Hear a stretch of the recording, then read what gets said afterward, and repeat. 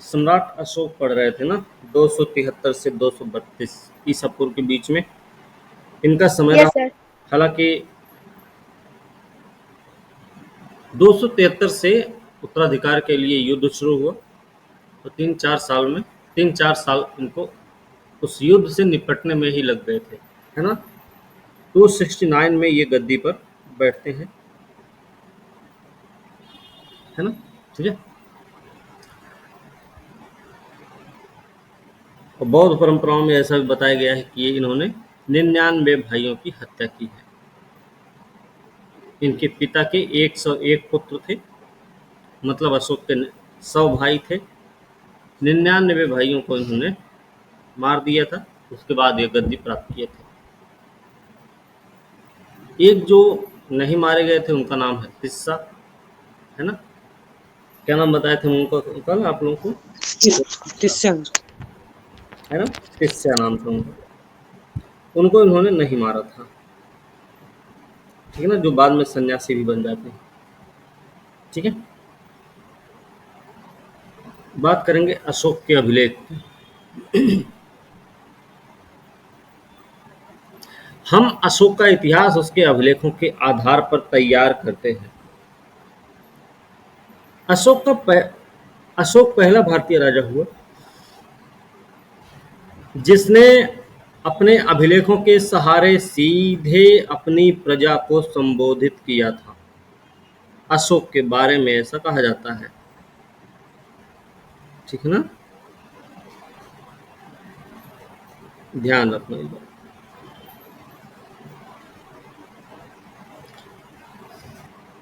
अशोक के अभिलेखों को 5 श्रेणियों में बांटते हैं। 5 श्रेणियां कौन कौन सी हैं?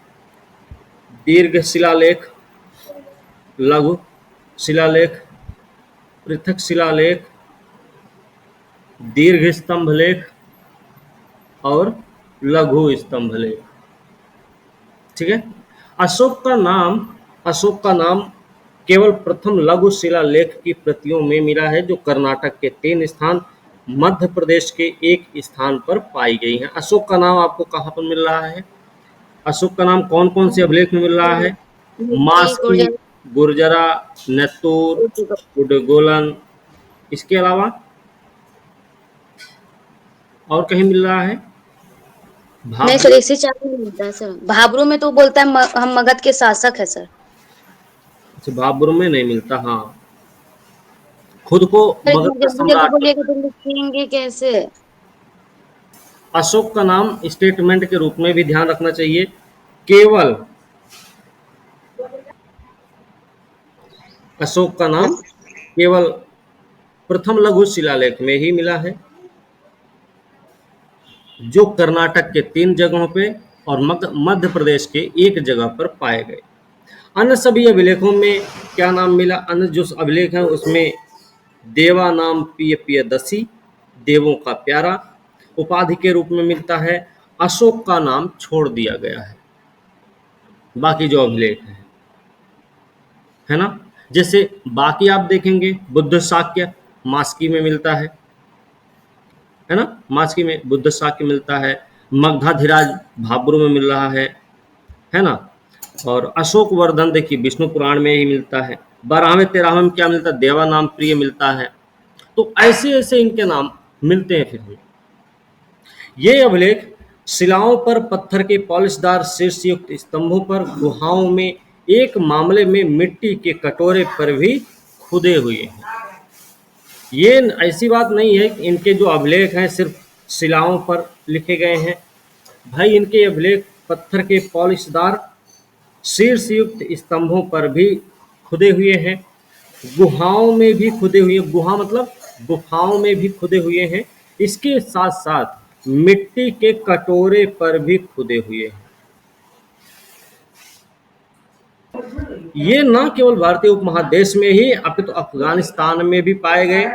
भारतीय उपमहादेश प्लस कहाँ उपमहा सॉरी भारतीय उपमहादेश के साथ साथ और कहाँ मिला है? अफगानिस्तान। ठीक है भाई, याद रखिएगा, अफगानिस्तान में भी। अब तक ये 45 स्थानों में कुल 182 पाठांतरों में पाए गए हैं। इन अभिलेखों में राजा के आदेश सूचित हुए हैं। जो अभिलेख हैं वो क्या हैं? उनमें राजा के आदेश हैं। राजा के आदेश हैं, जनता के लिए आदेश नहीं, संदेश भी हो सकते हैं। 45 जगह है, 182 पठांतर में मिले हैं। इन अभिलेखों में राजा के आदेश सूचित हैं। प्राकृत में रचे अभिलेख सर हैं। पठानतर क्या होता है? हैं? ठीक है। प्राकृत भाषा में रचे गए अभिलेख साम्राज्य भर के अधिकांश भागों में ब्राह्मी लिपि में लिखित है। प्राकृत भाषा है। भाषा कौन सी है? जब आपसे पूछा जाएगा तो भाई भाषा का नाम है प्राकृत। लिपि की जब बात आती है तो उसका नाम हो जाता है ब्राह्मी।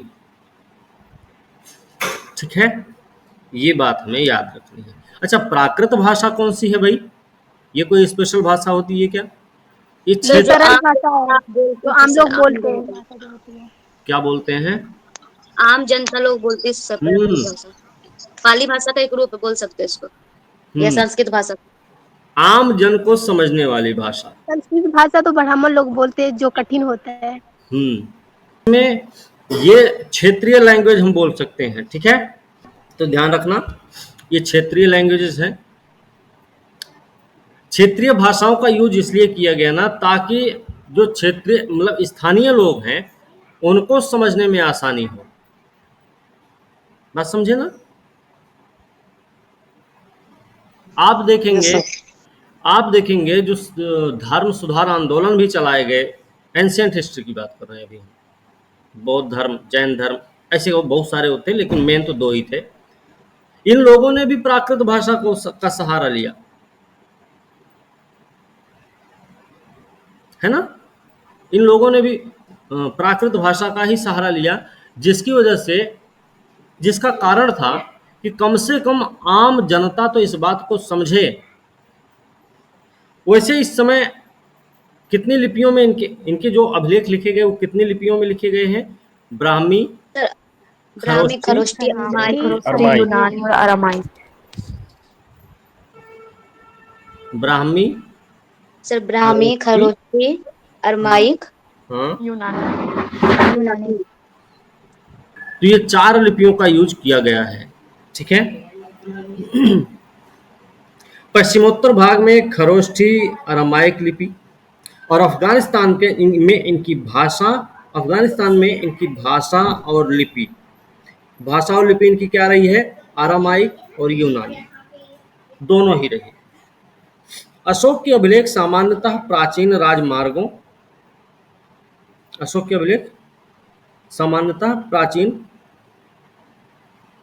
राजमार्गों के किनारे स्थित है।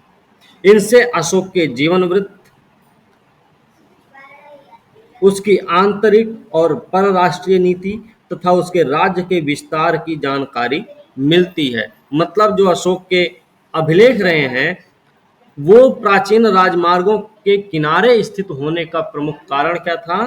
तो उसका कारण था कि वो अशोक के जीवन वृत्त का आंतरिक, उसकी आंतरिक परराष्ट्रीय नीति का, साथ ही साथ उसके राज्य के विस्तार की जानकारी प्रदान करते थे। ठीक है। जो राजमार्ग हुआ करते थे ना, राजमार्ग से क्योंकि आना जाने का जगह है ना, वहीं से लोग आए जाएंगे, तो लोग उधर से जब आते जाते थे, व्यापारी हो या कोई भी हो, तो वो कम से कम उस चीज को पढ़ता था। इस वजह से उसे राजमार्गों के किनारे लगाया गया, ताकि लोग पढ़ेंगे, समझेंगे। हाँ, समझे ना? उनको भी पता चलेगा कि ये क्या है, क्यों किया गया है, किसने करवाया है, क्या क्या चीजें हैं इसमें, हमारे लिए कुछ है कि नहीं है। बात समझे? इस वजह से इन्होंने राजमार्गों के किनारों पर स्थापित करवाया। ठीक है। एक अभिलेख इन्होंने दिखाया है, ये अभिलेख है रुम्मिनदेई का स्तंभ लेख। ब्राह्मी लिपि में लिखी गई है ये, और इसकी भाषा है प्राकृत। इस तरीके से ये लिखी गई है। अभिलेख को नागरी लिपि में नीचे दिया गया है। नागरी लिपि क्या है? हम सबकी जो लिपि है ना, हम सब समझ सकते हैं। जय नहीं,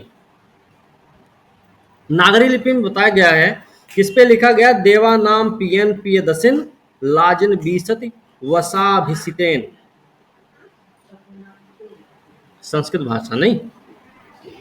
अतन आगाच मही इते हित बुधे जाते शक्य मुनीति शिला बिगड़ भीचा काल कालापित शिला थबे चा उस पापिते हित भगवम जाते लुम्बिनी गांव में उबल के कटे अठ भागिये चा, है ना। इसी रुम्मिन देई का जब उन्होंने यात्रा किया था, तो आप लोगों को पता है कि यहाँ पे उन्होंने टैक्स जो है ना 1/6 जो हुआ करता था उसको 1/8 कर दिया था, है ना। भू राजस्व को 1/6 से 1/8 कर दिया था इन्होंने, है ना। बाकी कुछ चीजें इन्होंने माफ भी कर दी थी। रुम्मिन देई कि लुम्बिनी नहीं, हाँ, रुम्मिन देई में इसका वर्णन किया गया है कि वहां पर उन्होंने टैक्स को कम कर दिया है, और मेरे ख्याल से धार्मिक कर लगता था वो उन्होंने हटा दिया था। ठीक है। कलिंग युद्ध का प्रभाव बताया जाता है ना। इनके जो राज्याभिषेक था, राज्याभिषेक कब हुआ है? राज्याभिषेक हुआ है 269 कलिंग युद्ध का 269 बीसी में। कलिंग युद्ध हो रहा है 261 में। वन सर 261 261 में कलिंग हुआ। 8 साल बाद मतलब शासन के 8वें वर्ष,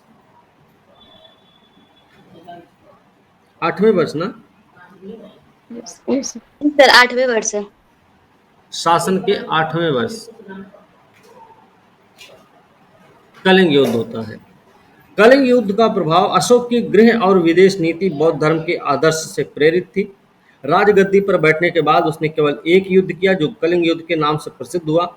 उसके अपने कथन के अनुसार इस युद्ध में 1 लाख लोग मारे गए, कई लाख बर्बाद हुए, 1.5 लाख बंदी बनाए गए। ये आंकड़े अतिशयोक्तिपूर्ण हैं। ये आंकड़े अतिशयोक्तिपूर्ण हैं क्योंकि अशोक के अभिलेख में शत सहस्त्र शब्द का प्रयोग कहावती तौर पर किया गया है। ठीक है ना। अच्छा, शत सहस्त्र का क्या मतलब है? 100,000 साल पहले। हाँ, 1 लाख। सर अतिशयोक्तिपूर्ण इसका भी मतलब बता दीजिए। अतिशयोक्ति मतलब बढ़ा चढ़ा कर बोला। बढ़ा चढ़ा के बोला गया। हाँ, बढ़ा चढ़ा के बोला गया। ठीक है ना। जो भी हो, ओके सर। इससे प्रतीत होता है कि इस युद्ध में हुए भारी नरसंहार, जो भी हो, इससे प्रतीत होता है कि इस युद्ध में भारी नरसंहार से अशोक का हृदय दहल गया था। इस युद्ध के कारण ब्राह्मण पुरोहितों, बौद्ध भिक्षुओं को भी बहुत कष्ट झेलने पड़े, जिससे अशोक को गहरी व्यथा और पश्चाताप भी हुआ। इसलिए उसने दूसरे राज्यों पर भौतिक विजय पाने की नीति छोड़ सांस्कृतिक विजय पाने की नीति अपनाई। भौतिक विजय मतलब तलवार के सहारे पर उसने राज्य को नहीं जीते, बल्कि उसने क्या किए? विचारों का सहारा लिया, है ना। उन्होंने उनको क्या किया? अपने विचारों को उनके सामने प्रकट किया, फिर उनको बताया होगा युद्ध से कुछ नहीं होता, ये वो। इस हिसाब से उसने क्या किया? अपने राज्य का विस्तार किया। ठीक है ना। इसलिए उसने दूसरे राज्यों पर भौतिक विजय पाने की नीति छोड़कर सांस्कृतिक विजय पाने की नीति अपनाई। दूसरे शब्दों में कहा जाए, भेरी घोष के बदले धम्म घोष होने लगा। हम अशोक के शब्दों में 13वें मुख्य शिलालेख से एक उद्धरण दे रहे हैं। यहाँ पर एक उद्धरण दिया गया है। 13वें शिलालेख में कलिंग युद्ध का वर्णन किया गया है। हमको ये बात पता होनी चाहिए। क्या है ये उद्धरण? राज्याभिषेक के 8 वर्ष के बाद देवों के प्रिय प्रियदर्शी राजा ने कलिंग पर विजय प्राप्त की। युद्ध में 1,50,000 लोग बंदी बनाए गए, 1 लाख मारे गए, 1 लाख सॉरी उसके कई गुने नष्ट भी हुए। उसके बाद अब देवों का प्रिय निष्ठा पूर्वक धर्म का नहीं, धम्म की बात है यहाँ पे, ठीक है, धम्म का पालन, धम्म की कामना और धम्म का उपदेश करने लगा। धम्म का पालन भी करने लगा, धम्म की कामना भी करने लगा और धम्म का उपदेश भी करने लगा। उसके बाद कलिंग विजयी देवों का प्रिय पश्चाताप करने लगा, क्योंकि जब किसी देश को जीता जाता है तब वहां लोगों की हत्या, मृत्यु, पलायन होते हैं। ऐसा वध देवों के प्रिय को बड़ा दुखद और गंभीर लगा। देवों के प्रिय को इससे भी अधिक दुख इसलिए है कि वहां जो कोई रहते हैं, चाहे वे ब्राह्मण, श्रमण, अन्य संप्रदायों के हों या ऐसे गृहस्थ हों जो गुरुजनों के आज्ञाकारी, अपने मित्रों, परिचितों, साथियों, संबंधियों, दासों, चाकरों के प्रति अच्छा व्यवहार करते हों, निष्ठावान हैं, वे सभी हिंसा, हत्या, अपने प्रियजनों के बिछोह के दुख को झेलते हैं। उस समय कलिंग को जीतने में जितने लोग मारे गए, मरे या बंदी हुए, अब यदि उसके 100वें या 1000वें भाग को भी वैसा ही भोगना पड़े तो देवों के प्रिय के लिए भारी व्यथाकारी होगा। देवताओं का प्रिय धम्म विजय को ही श्रेष्ठ विजय समझता है। जो कलिंग युद्ध हुआ है वो 9वें वर्ष में हुआ है ना भाई? सर वो जगह 8 वर्ष लगा दे देता है। सर लेकिन 8वें वर्ष बहुत जगह रहता है सर, 9वें वर्ष तो नहीं हाँ, सुना। लड़ा गया है। कहीं कहीं राज्याभिषेक के 9वें वर्ष भी होता है, कहीं कहीं 8वें वर्ष भी मिलता है। 8 साल के बाद ही ऐसा होता है, ठीक है। और यही अंतिम युद्ध भी रहा है, ठीक है। और सर एक बात, अच्छा, एक चीज और आप लोगों को पता होनी चाहिए, मगध के 2 सम्राट ऐसे हुए जिन्होंने कलिंग विजय की है। ये सर एक महापद्म नंद, एक अशोक। हाँ, महापद्म नंद के बारे में ये भी कहा जाता है उन्होंने सिंचाई के लिए नहरों का निर्माण भी करवाया था कलिंग क्षेत्र में। ये भी हमको पता होना चाहिए, ठीक है। जीत के उपलब्ध जो अशोक की धम्म नीति थी वो त्रिविध, उसके त्रिविध आयाम थे, ठीक है। ये पेपर में आया हुआ है, उसके त्रिविध आयाम थे। और त्रिविध आयाम का क्या मतलब, इसमें सहिष्णुता थी, सहिष्णुता थी, करुणा थी, उदारता भी थी, ठीक है। जैसा इन्होंने अपने अभिलेख में कहा है कि जो प्रजा है ना, सारी की सारी प्रजा हमारे बच्चे के समान है, ठीक है। कलिंग युद्ध का वर्णन आपको मिलता है 13वें शिलालेख में, आपको पता होना चाहिए। कलिंग युद्ध का वर्णन 13वें शिलालेख में है। और 13वें शिलालेख में मतलब शाहबाजगढ़ी, शाहबाजगढ़ी राजाज्ञा में, इसमें कलिंग युद्ध का वर्णन मिलता है ना। अशोक ने फिर इसी के बाद युद्ध नीति को छोड़ दिया। शुरुआत में ये बौद्ध धर्मानुयायी था, शुरुआत में ब्राह्मण धर्मानुयायी था, लेकिन राजतरंगिणी में शुरुआत में ब्राह्मण धर्मानुयायी थे, राजतरंगिणी में बताया गया ये शैव धर्मानुयायी हैं। कलिंग युद्ध लड़ लिए, उसके बाद वो बौद्ध धर्मानुयायी बन गए, है ना। जो 13वें शिलालेख के नहीं समझे ये वाला सवाल। इसमें ये बता रहे हैं कि जो 13वां शिलालेख है जिसमें कलिंग युद्ध का वर्णन है, इसे शाहबाजगढ़ी राजाज्ञा भी कहते हैं, ठीक है। 13वें शिलालेख को शाहबाजगढ़ी राजाज्ञा भी कहा जाता है, ठीक है ना। एक नाम है निग्रोथ। निग्रोथ कौन है? ये इनके भतीजा हैं, सुसीम के पुत्र हैं। बौद्ध धर्म से इन्हीं से प्रभावित हुए थे अशोक। हाँ, ये इन्हीं से प्रभावित हुए थे। बाद में एक नाम सुनेंगे हम, मोगली पुत्तिस।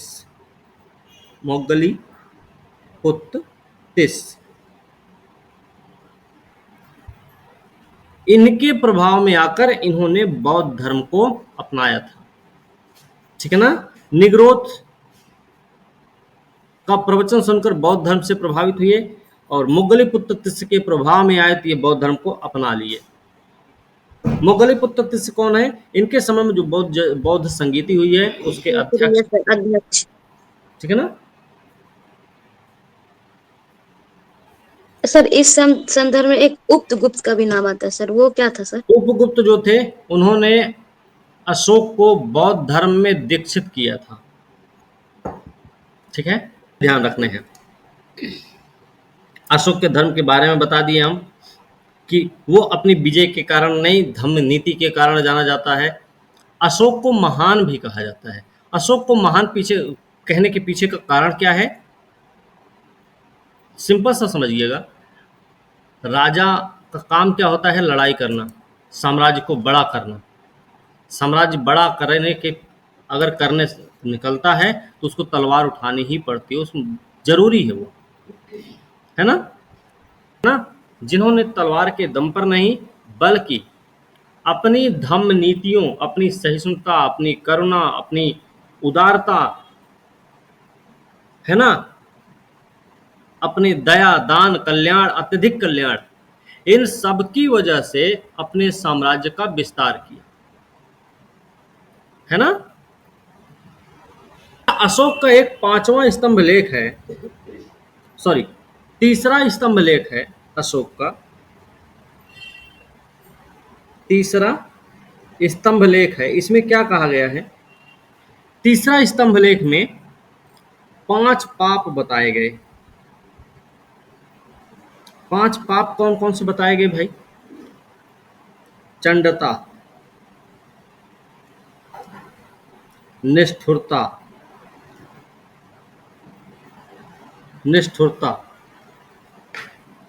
क्रोध, घमंड, ये 5 पाप बताए गए,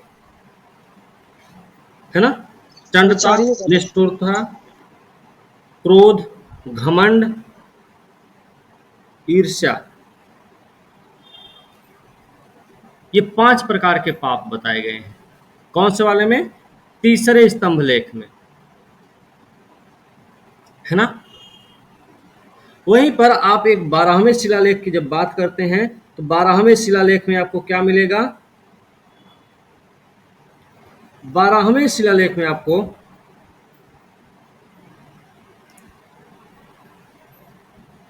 धम्म की सार वृद्धि पर जोर दिया गया है। धम्म की सार वृद्धि पर जोर दिया गया है। ठीक है। सर सार वृद्धि का मतलब? सार वृद्धि मतलब भाई बढ़ता रहे, है ना, पोषण वोषण होता रहे, संरक्षण मिलता रहे, बढ़ता रहे, है ना, कभी कम ना हो। Okay sir. ये हमें याद रखने हैं।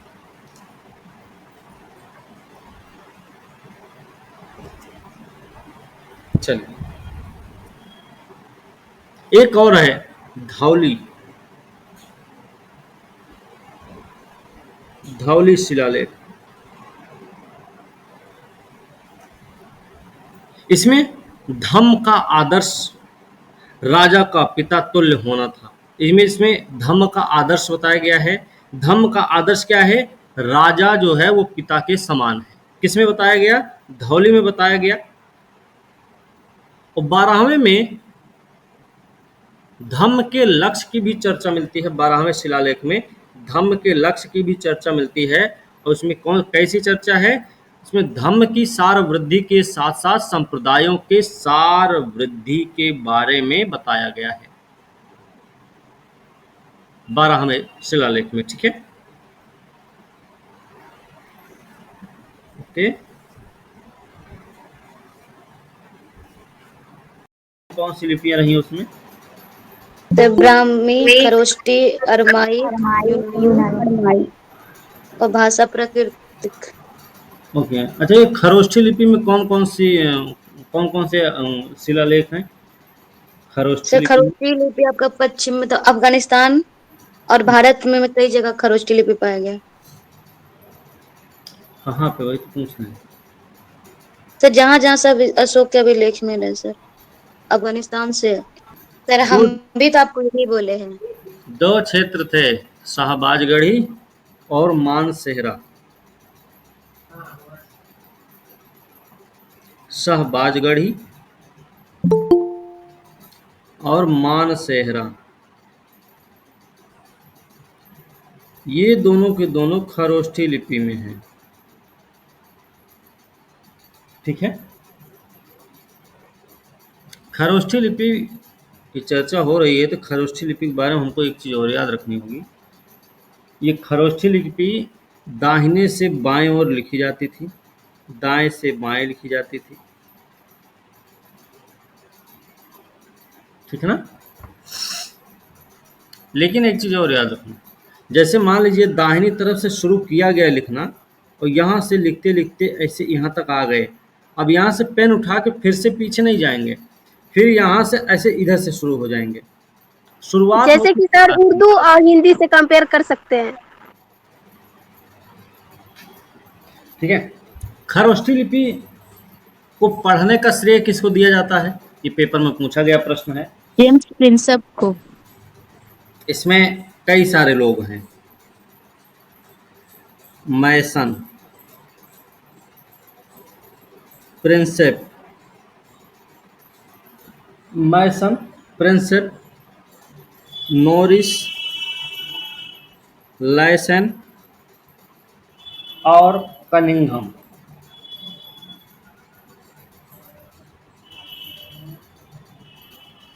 इतने लोगों को खरोष्ठी लिपि पढ़ने का श्रेय दिया जाता है, लेकिन सबसे पहले प्रिंसिप महोदय ही पढ़े थे, है ना।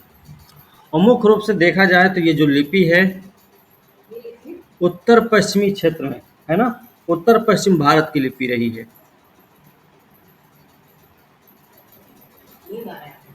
ठीक है, उत्तर पश्चिम भारत की लिपि रही है। एक नाम सुना होगा आप लोगों ने, ये प्राक अशोक ब्राह्मी लिपि, इसका नाम सुना कि नहीं आप लोगों ने? सुना है सर। प्राक अशोक ब्राह्मी लिपि, ये कहाँ देखने को मिलेगी आपको?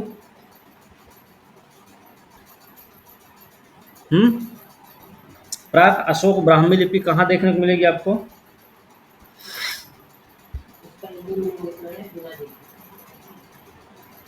अनुराधापुर। अनुराधापुर कहाँ है?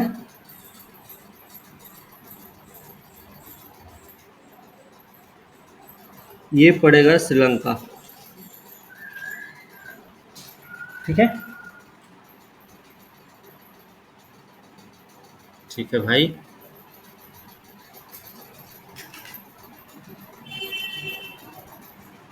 अब अशोक ने कबायली समुदायों, सीमावर्ती राज्यों को अपने आदर्शात्मक विचारों से प्रभावित किया।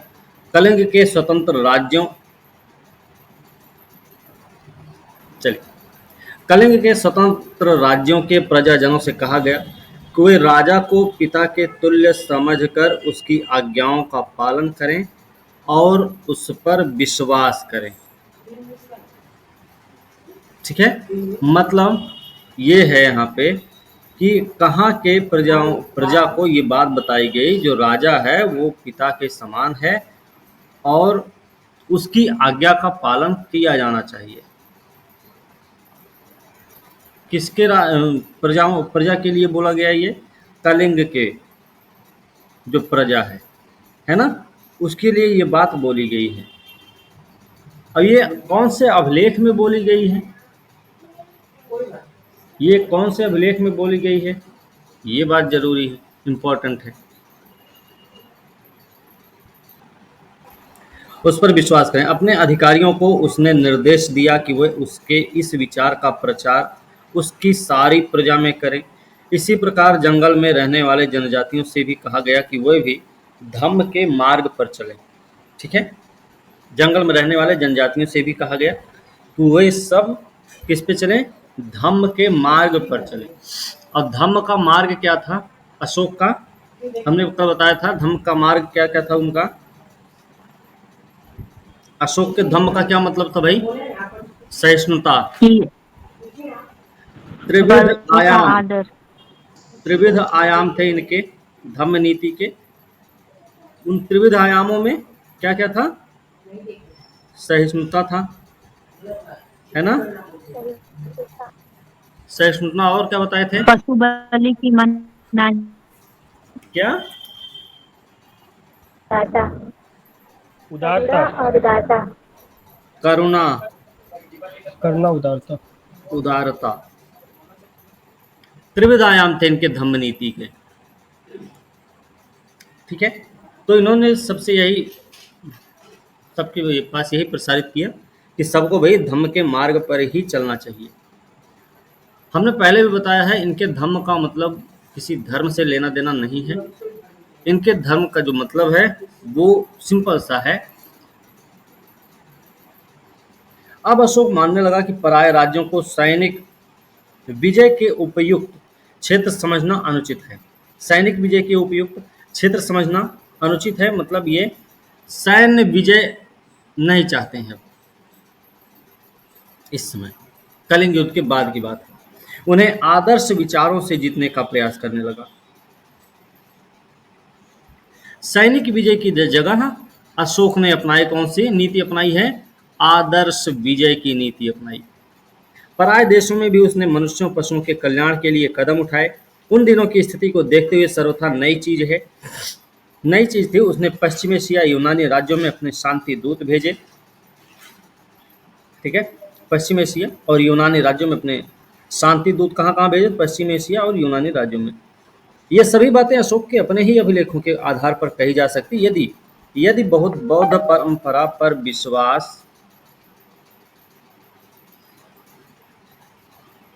यदि बौद्ध परंपरा पर विश्वास किया जाए तो अशोक ने श्रीलंका, मध्य एशिया में बौद्ध धर्म के प्रचार के अपने धर्म प्रचारक भेजे थे। श्रीलंका में इन्होंने किसको भेजा था? संघमित्रा को भेजा था, महेंद्र को भेजा था। Yes sir. ठीक है, इससे प्रतीत होता है कि प्रबुद्ध शासक के रूप में अशोक ने प्रचार के द्वारा अपने राजनीतिक प्रभाव का क्षेत्र बढ़ाया था। ये सोचना गलत होगा कि कलिंग युद्ध ने अशोक को नितांत शांतिवादी बना दिया। ये बिल्कुल गलत है बात। शांतिवादी नहीं थे। ठीक है, ये सोचना गलत होगा कलिंग युद्ध ने अशोक को नितांत शांतिवादी बना दिया। उसने हर हालत में शांति के लिए शांति की नीति नहीं ग्रहण की है। शांति के लिए शांति की नीति नहीं ग्रहण की है। प्रत्युत वह अपने साम्राज्य को सुदृढ़ करने की व्यावहारिक नीति पर चला है। कल हमने आप लोगों को बताए थे अशोक ने अपने तीसरे स्तंभ लेख में 5 पाप बताए थे। वो 5 पाप कौन कौन से थे भाई? पाप, चंचलता, निष्ठुरता और फिर घमंड, क्रोध, ईर्ष्या।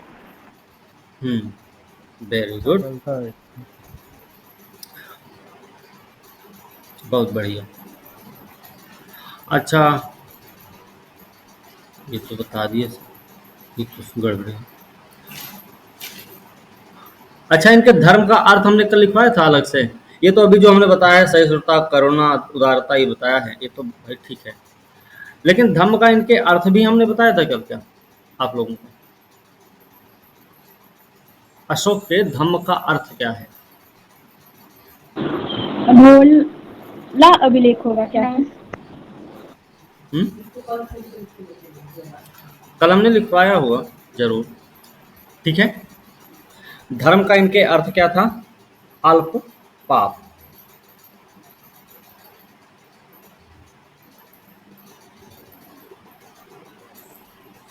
अल्प पाप था। अत्यधिक कल्याण, अत्यधिक कल्याण,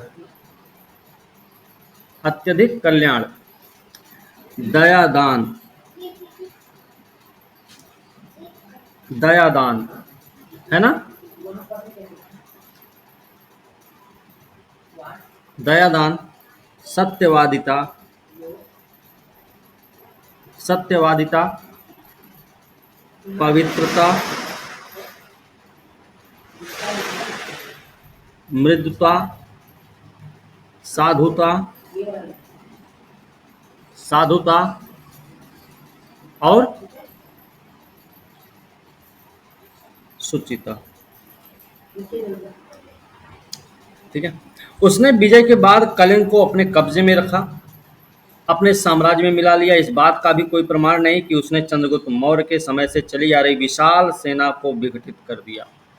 उसने किसी सेना का विघटन नहीं किया था। वो जनजातियों से बार बार कहता था रहा कि वे धम्म का मार्ग धरें, साथ ही धमकी भी देता रहा यदि वे सामाजिक व्यवस्था, नैतिक नियम मतलब धम्म का उल्लंघन करेंगे तो बुरा परिणाम होगा। अपने साम्राज्य के भीतर उसने एक तरह के अधिकारियों अपने साम्राज्य के भीतर उसने एक तरह के अधिकारियों की नियुक्ति की जिसको बोला जाता है राजुक। राजुक भी हैं, इन्हीं को रज्जुक भी कहा जाता है। ठीक है, इन्हीं को रज्जुक भी कहा जाता है। ठीक है ना। इन्हें प्रजा को न केवल पुरस्कार ही बल्कि दंड देने का भी अधिकार सौंपा गया। जो रज्जुक अधिकारियों की नियुक्ति की गई थी वो प्रजा को पुरस्कार भी देते थे, प्रजा को दंडित भी करते थे रज्जुक अधिकारी। ठीक है। धर्म के सहारे साम्राज्य को सुदृढ़ करने की अशोक की नीति फलवती हुई। धर्म के सहारे साम्राज्य को सुदृढ़ करने की अशोक की नीति फलवती हुई। कंधार अभिलेख से मालूम होता है, क्या मालूम होता है इसमें भाई, कि उसकी इस नीति की सफलता बहेलियों और मछुआरों पर भी हुई। उन्होंने जीव हिंसा को त्याग कर और संभवतः स्थिर वासी होकर कृषक का जीवन अपना लिया था। आज का ये जो रज्जुक है ना, आज का डीएम,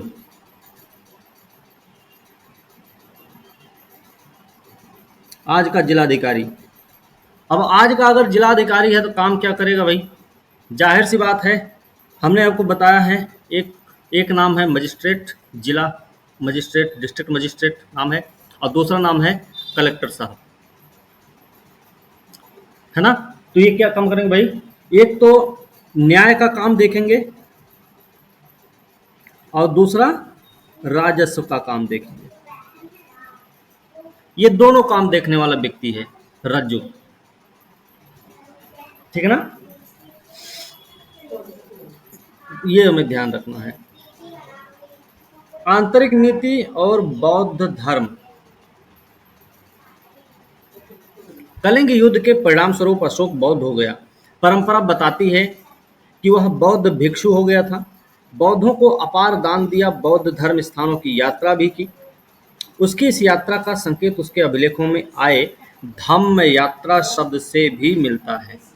मतलब एक प्रश्न ऐसा भी बन सकता है कि उसने कई सारी यात्राएं की, धम्म यात्राएं की, धार्मिक स्थान पर गए, है ना, बौद्ध धर्म स्थानों की यात्रा की, ऐसा आपसे हो सकता है। तो उसका संकेत आपको कहाँ मिलता है? तो उसका संकेत आपको धम्म यात्रा शब्द से मिलता है।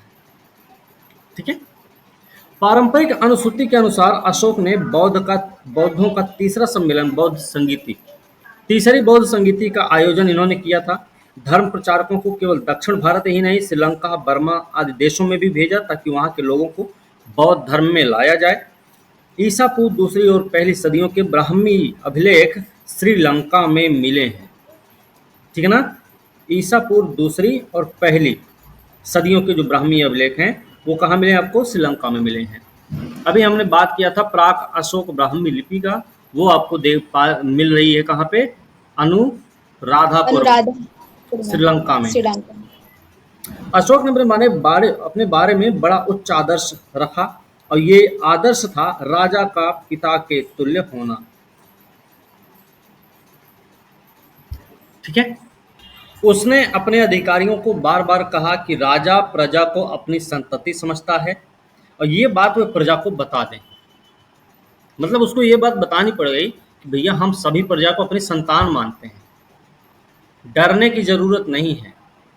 ये धौली अभिलेख में बताया गया है धम्म की चर्चा करते हुए कि राजा जो है पिता तुल्य है प्रजा के लिए। ठीक है। अधिकारियों से उसने यह भी कहा कि राजा के प्रतिनिधि के नाते वो प्रजा की देखभाल किया करें। राजा के प्रतिनिधि कौन है भाई? राजा के प्रतिनिधि वो अधिकारी। राजा के प्रतिनिधि कौन है? वो अधिकारी। तो उनको प्रजा की देखभाल करनी है। अशोक ने नारी सहित समाज के विभिन्न वर्गों के बीच धर्म का प्रचार करने के लिए धम्म महामात्र की नियुक्ति करी है। धम्म महामात्र भी बहाल किए इसने। इन पे प्रश्न पूछा गया है धम्म महामात्र पर। अपने साम्राज्य में न्याय कार्य करने के लिए उसने राजूकों की भी नियुक्ति की। न्याय कार्य अभी हमने बताया, वही राजस्व का काम, न्याय का काम आज के जिलाधिकारी महोदय वाला मामला है। वो पुरस्कार भी दे रहे थे, दंडित भी कर रहेंगे, दोनों काम करेंगे। राजस्व वाला मामला देखना ही है उनको। कर्म कांडों का विशेष रूप से स्त्रियों में प्रचलित अनुष्ठानों या रस्मों का विरोधी था। कैसे? कर्म कांडों का विरोधी है। कर्म कांड कौन से? स्त्रियों में प्रचलित अनुष्ठान या रस्म। रस्म अभी हमने आपको बताया कि बच्चे के जन्म पर जो प्रोग्राम होते हैं उसका विरोधी। शादी विवाह के मौके पर जो जश्न होते हैं, जो प्रोग्राम होते हैं, उन पे नहीं। उनके कहने का मतलब था ये तो एक कर्मकांडी रूप है, जैसे कि इसमें, इसीलिए उसने सैनिक विजय को छोड़कर धर्म विजय की नीति अपनाई। कई तरह के पशु पक्षियों की हिंसा पर रोक लगा दी। उसकी राजधानी में तो प्राणी को मारना पूरी तरह से निषिद्ध था। पशु पक्षियों की हिंसा पर इसने रोक लगाई, साथ ही राजधानी में क्या किया इसने? प्राणी को मारना भी पूरी तरह से निषिद्ध कर दिया। उसने ऐसे तड़क भड़क वाले सामाजिक समारोहों पर भी रोक लगा दी जिनमें लोग रंग रलियां मनाते थे। ठीक है, तड़क भड़क वाले सामाजिक समारोहों पर रोक जिनमें लोग रंगरलियां मनाते थे। लेकिन अशोक का धर्म संकुचित नहीं था, यह भी बात याद रखने की जरूरत है। इनका धर्म जो था वो संकुचित नहीं था, सांप्रदायिक नहीं है। अशोक सांप्रदायिक नहीं है, यह भी बात आपको याद रखनी है। इस धर्म का व्यापक लक्ष्य क्या था? समाज को सुव्यवस्थित बनाए रखना। इन्होंने जो धम्म नीति अपनाई थी उसका मुख्य उद्देश्य था कि समाज को सुव्यवस्थित बनाए रखा जाए। इनका उद्देश्य यह था कि लोग माता पिता की आज्ञा माने, ब्राह्मणों बौद्ध भिक्षुओं का आदर करें, दासों और सेवकों के प्रति दया करें। ये उपदेश बौद्ध धर्म में भी पाए जाते हैं और ब्राह्मण धर्म में भी पाए जाते हैं। अशोक ने लोगों को जियो और जीने दो का पाठ पढ़ाया। उसने जीवों के प्रति दया, बांधवों के प्रति सद्व्यवहार, जीवों के प्रति दया और बांधव मतलब लोगों के प्रति सद्व्यवहार, अच्छा व्यवहार की सीख दी। उसके उपदेशों का लक्ष्य क्या था? तो उसके उपदेशों का लक्ष्य था परिवार, संस्था, तत्कालीन सामाजिक वर्ग व्यवस्था की रक्षा करना। उपदेश का लक्ष्य भी आपको पता होना चाहिए। ये बताता था कि जो लोग भला आचरण करेंगे वे स्वर्ग जाएंगे। ठीक है, उसने ऐसा नहीं कहा कि वे निर्वाण प्राप्त करेंगे, जो कि बौद्ध धर्म का चरम लक्ष्य है। बौद्ध धर्म का पालन करने के बावजूद भी उसने बौद्ध धर्म की, जैसे उन्होंने ये वाली जो बात है निर्वाण प्राप्त करने की बात नहीं की, उन्होंने अच्छे कर्म करने वालों को स्वर्ग की प्राप्ति होगी, ऐसा उनका मानना था। उन्होंने ऐसा बोला है। ठीक है, इस प्रकार अशोक के उपदेशों का उद्देश्य सहिष्णुता के आधार पर, उपदेशों का उद्देश्य क्या था? सहिष्णुता के आधार पर तत्कालीन समाज व्यवस्था को बनाए रखना। ऐसा नहीं लगता है कि उसने किसी कट्टरपंथी धर्म का प्रचार किया था। ठीक है ना? इतिहास में अशोक का स्थान कहा जाता है अशोक की शांतिवादी नीति ने मौर्य साम्राज्य को बर्बाद कर दिया, ऐसा माना जाता है। इसके विपरीत अशोक ने अनेक उपलब्धियां भी प्राप्त की। लोगों का कहना साम्राज्य को बर्बाद किया शांतिवादी नीति ने, लेकिन अशोक ने कई सारी उपलब्धियां भी हासिल की। निस्संदेह प्राचीन विश्व के इतिहास में महान धर्म प्रचारक शासक हुआ। उसने अपनी आस्था के प्रति बड़े ही उत्साह और निष्ठा से काम किया। अपने साम्राज्य के अंदर और विदेश में सफलता भी प्राप्त की। इनके संबंध भी रहे हैं, विदेशी संबंध भी अच्छे खासे रहे हैं। इन्होंने विदेशों में भी अपने धर्म का प्रचार करने में कोई चूक नहीं की थी। विदेशों में अपने इन्होंने राजदूत भी भेजे, चाहे वो मध्य एशिया की बात हो, चाहे पूर्वी एशिया की बात हो, है ना। इन्होंने अपने राजदूत भेजे ही हैं। अशोक ने देश में राजनीतिक एकता स्थापित की। उसने एक धर्म, एक भाषा और प्रायः एक लिपि के सूत्र में सारे देश को बांध दिया। एक धर्म, एक भाषा, प्रायः एक लिपि। उसके एकीकरण में उसने ब्राह्मी, खरोष्ठी, अरमाइक, यूनानी सभी लिपियों का सम्मान किया। स्पष्टतः उसने यूनानी, प्राकृत और संस्कृत जैसी भाषाओं को और विविध धार्मिक संप्रदायों को समन्वित किया। उसने सहनशील धार्मिक नीति चलाई। उसने प्रजा पर बौद्ध धर्म लादने की चेष्टा नहीं की। ये बात याद रखने की जरूरत है। प्रत्युत उसके उसमें उसने प्रजा पर बौद्ध धर्म लादने की चेष्टा नहीं की। इसके बदले में उसने क्या किया? उसने हर संप्रदाय के लिए दान दिए, भले ही वो संप्रदाय चाहे बौद्ध धर्म को ना मानता हो या उस धर्म का विरोधी हो। किसी एक विशेष धर्म से कोई मतलब नहीं था। उसने सभी धर्मों को बराबर से दान पुण्य का काम किया है। वो चाहे बौद्ध धर्म का विरोधी ही क्यों ना हो, फिर भी करा उसने काम। धर्म प्रचार के कार्य में अशोक को अपार उत्साह था। उसने साम्राज्य के सुदूर भागों में भी अपने अधिकारियों को तैनात किया। इससे प्रशासन कार्य में लाभ हुआ। साथ ही विकसित गंगा के मैदान, पिछड़े दूरवर्ती प्रदेशों के बीच सांस्कृतिक संपर्क बढ़ा। ठीक है, जो इन्होंने सुदूर भागों में भी अपने अधिकारियों को तैनात किया था, उससे क्या क्या फायदा हुआ? प्रशासन कार्य में लाभ हुआ, विकसित गंगा के मैदान, पिछड़े दूरवर्ती प्रदेशों के बीच सांस्कृतिक संपर्क बढ़ा।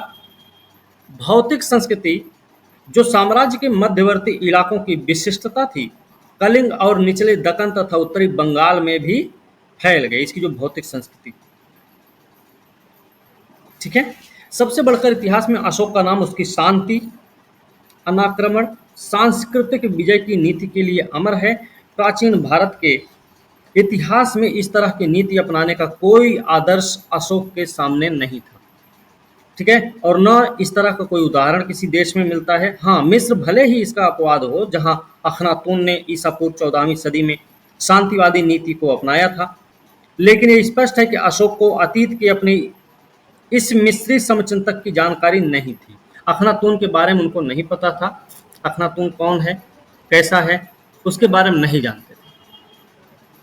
ठीक है, कौटिल्य ने तो राजा को सलाह दी थी। कौटिल्य ने क्या सलाह दी थी राजा को?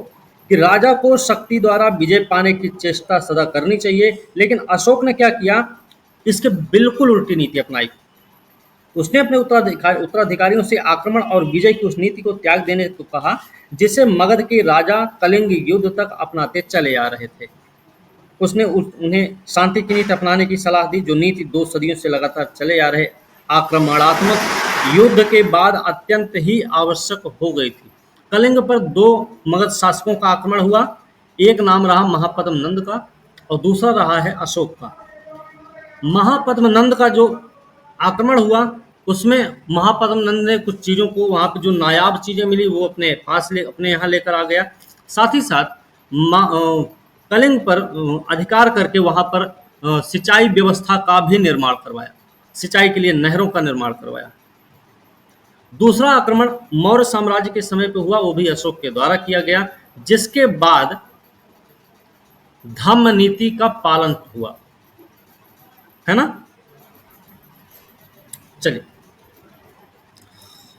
यद्यपि उसके पास पर्याप्त साधन संपदा थी, विशाल सेना थी, फिर भी उसने कलिंग विजय के बाद कोई युद्ध नहीं किया। सब कुछ होने के बाद भी उसने कोई युद्ध नहीं लड़े। इस अर्थ में वह अपने समय और अपनी पीढ़ी से बहुत आगे था।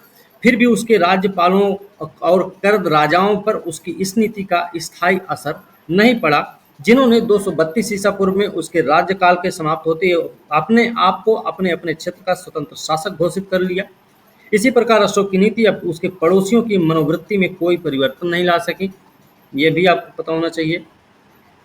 कि उसने सिर्फ अपने आप में परिवर्तन लाया था, पड़ोसियों में परिवर्तन नहीं ला पाया वो।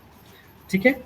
जब अशोक का राज्यकाल 32 में समाप्त हुआ, तब से 30 साल के अंदर ही पड़ोसी राजा उसके साम्राज्य की उत्तर पश्चिम सीमा पर झपट पड़े थे। ठीक है ना।